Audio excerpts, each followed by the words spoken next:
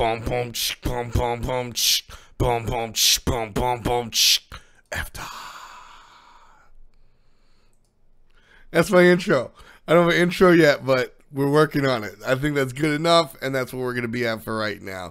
Anyway, new stuff happening in the world of Smite Pro, and that's what we're going to talk about today. If you didn't catch any of the info, Season 5 of Smite is happening. That's pretty nuts. Crazy stuff happening. I'll put out a dot takes about it. Everything's changing. We're going from 8 teams to 6 teams. No more relegation. It's going to be all about just bam. Teams don't relegate out, like I said. But that's all next year. Right now, still going into the fall split for Season 4. Relegation still absolutely a thing. That's going to be happening this weekend, August 19th, August 20th for Europe and NA respectively. And that's how teams come in and out of the Pro League, as I said, for now. Basically what happens is the bottom 2 teams, number 7 and 8, in the Pro League have to fight against the top 2 teams of the Challenger Cup. And then, you know, the 2 best teams win. They play each other, I think, once. 1, 2, 3, 4, 5, 6... 1, 2, 3, 4. So there was like a round robin type deal where everybody plays each other, and then whoever winds up winning the most, you know, gets into the Pro League. Hooray! This time around, it's kind of weird in Europe. Again, it's actually really funny. So in Europe, there's a lot more competition as far as the top teams. There's like almost everybody can win almost any week possible. It seems kind of insane. Incredible stuff is going on every week. You've got Obey, you've got Dignitas, you've got Energy, you've got Rival, all of which could be a number 1 team. And then in North America, you got like, you know, okay, there's 1 or 2 squads that I think are interesting to watch, and then everybody else kind of, well, when it comes to the bottom, it's kind of the opposite. In Europe, everybody's kind of just bad. Like, I don't know, man. I don't really know how to say it. I think that there's just not a lot of talent on the bottom. But the top 4, the top 5, definitely got to talk about them. In North America, and so like in Europe, who knows who's going to win? We'll talk about it in detail, but craziness. In North America, I think it's a little bit more cut and dry. There's some talent.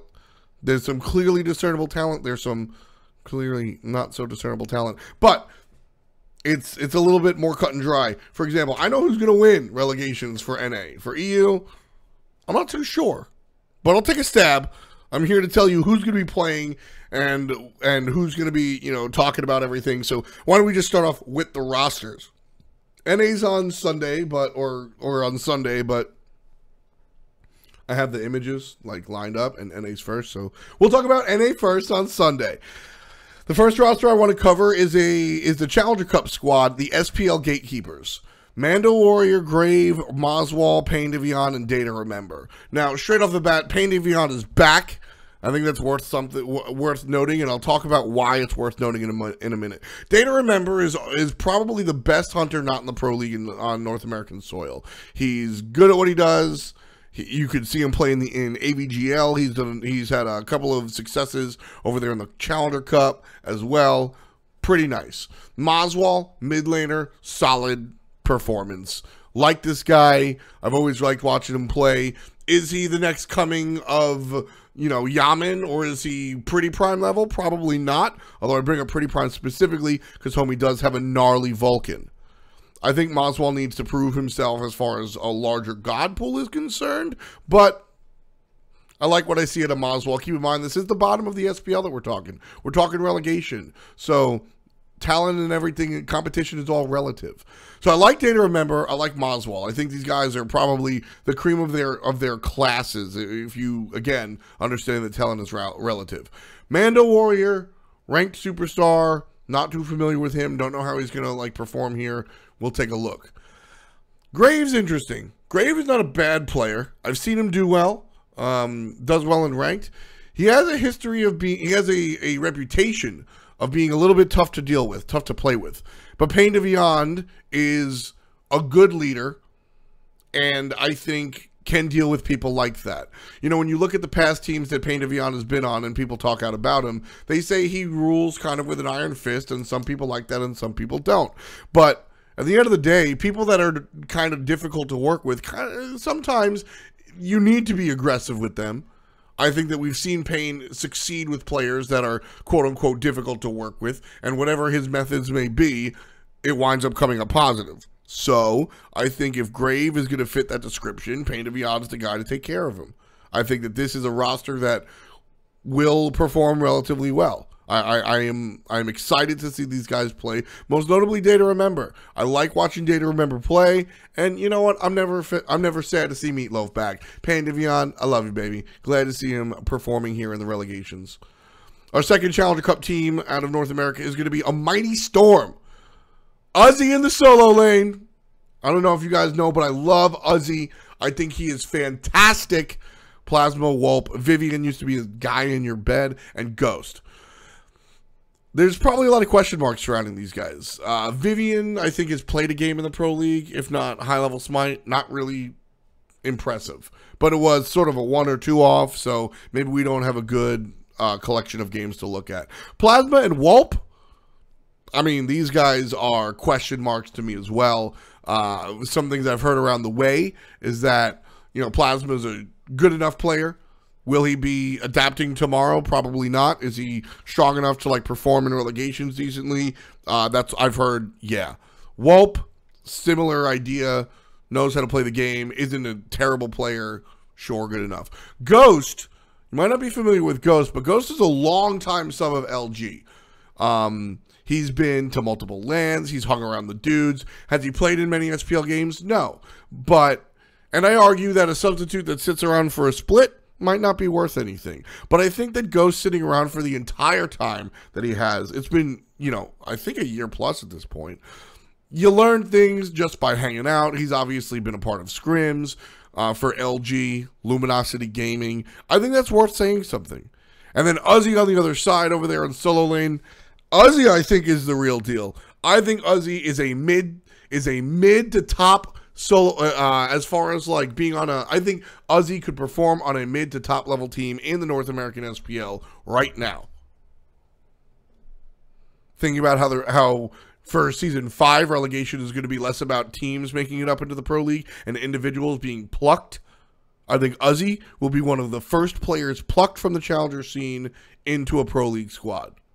I might have just spoiled who I think is going to lose relegation. Anyway, 2 Pro League teams will also be in competition for the relegation spot. Flashpoint, Shadow Q leads Man Ray, Anxiety, Xenon Hawk, and Sops in the battle. Xenon solo, Anxiety jungle, Man Ray mid, Shadow Q support, Sops hunter.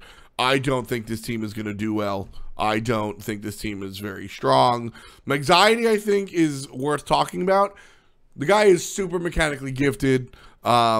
Used to be a jouster. Like, Anxiety knows how to play the game. I'm not as enthused about Sops, Man Ray, or Xenon Hawk. And Shadow Q just continues to do Shadow Q, right? He's just sort of here. Shadow Q doesn't really throw games, but he doesn't really do anything to win games.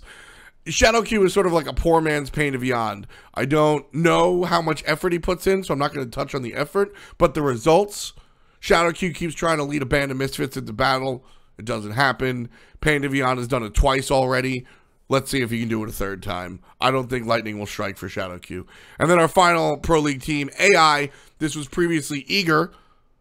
Zatman leaves, gives the reins over to Aurora. Aurora leaves, gives the reins over to Chapo. So AI is now Chapo's team. Walrus solo, Chapo jungle, Team Money mid, Incon and Xenotronics making up the dual lane and support and hunter respectively. This team, I think, is good enough. There is a dot takes on it that you can take a look at, and I think that this squad is good enough to sort of make it through relegations. I don't know how far they'll go after that. Walrus in solo lane, I love this dude. This guy is explosive, just like Chapo. I think Chapo is inconsistent, and Walrus can help fill the gaps where Chapo winds up. I think that Wally and Chapo on the right side of the map make this whole thing explode. They can win games by themselves as long as Incon and Xeno don't implode. Which, again, good enough. Talk about relative talent in juxtaposition to the people around them outside of Payne and Day to Remember. I think Incon and Xeno are better than the other dual lanes. I don't think there's an issue here. T-Money, question mark. But as long as he doesn't feed, he's fine. And just a side note, yeah, he plays a lot of Scotty mid and Raw. It's kind of a meme. I say it all the time, ranked and competitive play, completely different worlds. So I think that we're going to see, something a little bit different from him in that regard. So don't, be like, oh, well, he only plays one thing. I think that you can talk about his ability to sort of play better.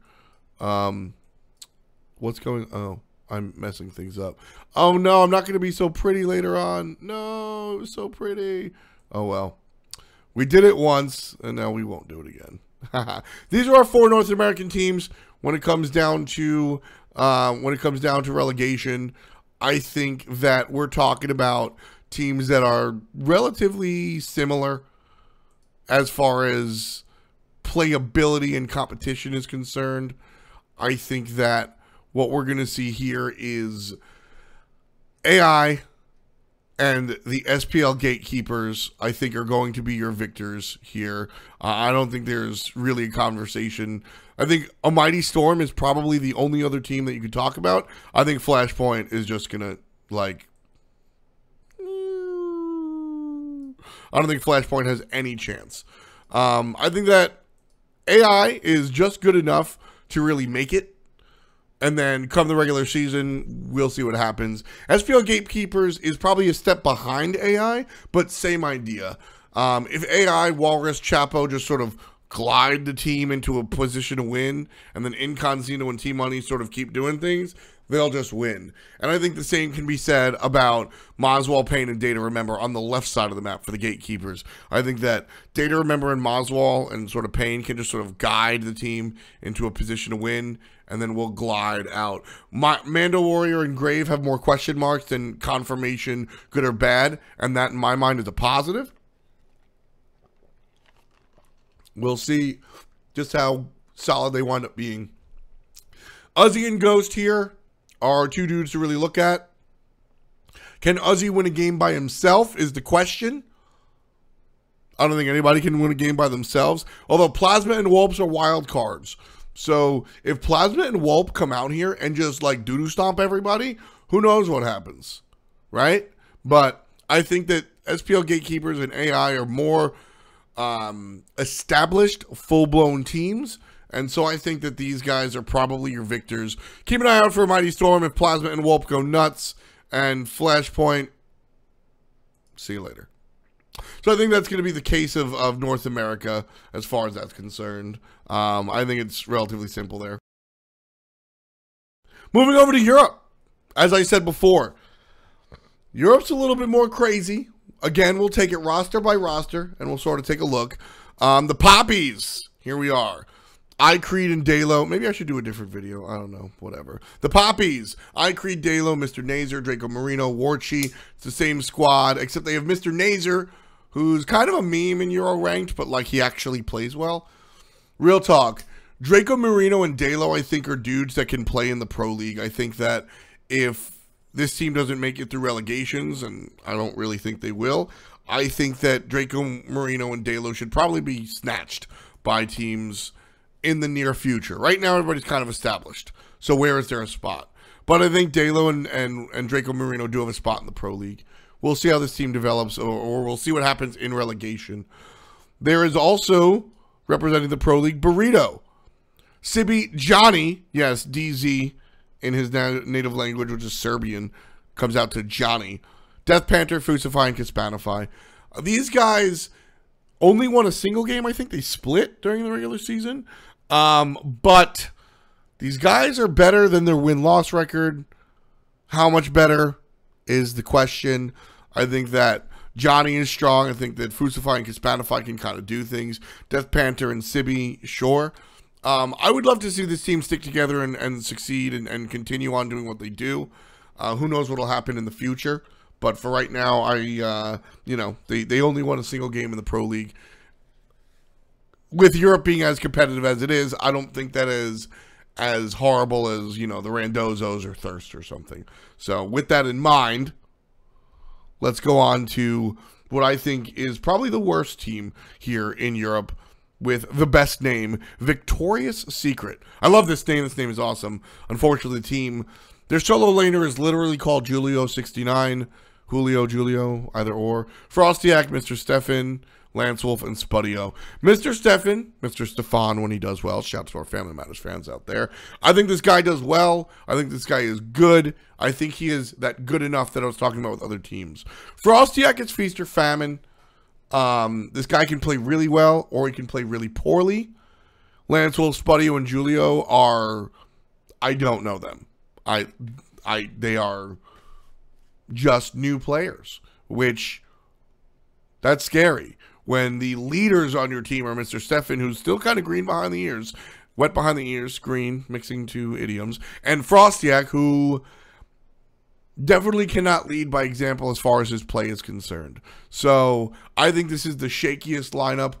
More question marks than established players is not a good thing when you're trying to relegate into the Pro League.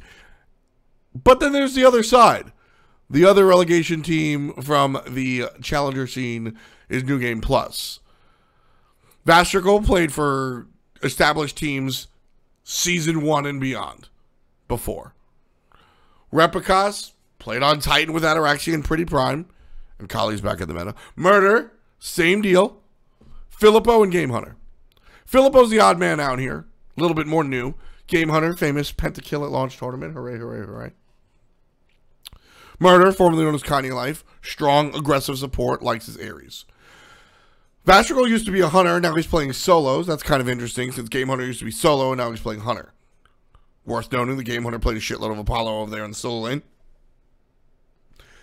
It's literally 4 or 5 years later. Actually, the launch tournament was in 2014, I believe, so we're only 3 years later. But when Game Hunter was, you know, the man, when Murder was the man, when Replicas was the man, when Vastrical was not really the man, but playing with people of that caliber, this was years and years ago. Years ago. I think of all the players that have left Smite and come back, unfortunately, Game Hunter has had the least impressive performances. So with that in mind, you know, yeesh. Sorry, folks. Game Hunter, Murder, Reppy, Vastrical. Worst case scenario, they're has-beens. Best case scenario, they return to Smite, and they're still not as good as the rest of the Pro League, unfortunately. New Game Plus, though, this is a team worth looking at with respect to relegation. I think that this team is certainly worth looking at. They know what it takes to win. I think New Game Plus winds up making it through relegation. Now, that leaves us with Burrito, Victoria's Secret, and Poppies, right? So, Victoria's Secret, I think, just doesn't... I think they're on the bottom. I think New Game Plus is on the top. So that leaves us with Burrito and Poppies. These are a coin flip for me. I think Burrito and Poppies are equally skilled, despite the fact that the Poppies are probably considered more fan favorites. I think that whoever has the hot hand this day will win versus Poppies and Burritos.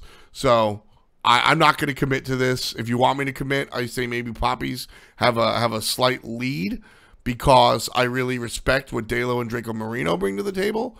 But Burrito, I think, can absolutely surprise some people and find themselves in the Pro League as well. So I don't know. Europe, again, a little bit more of a coin toss than anything else.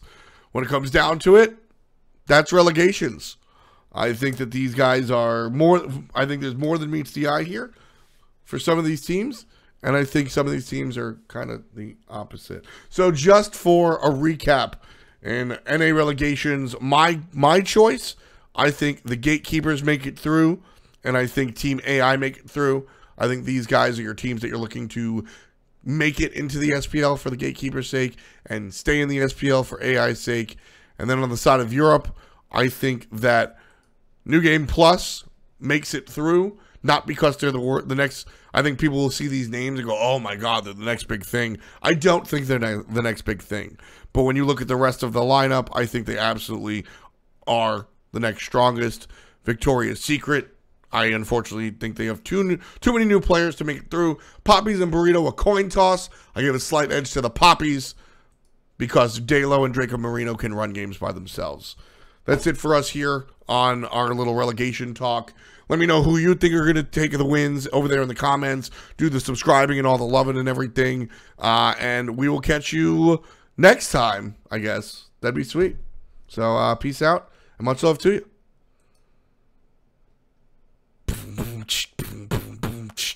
F time. That's the outro. See ya.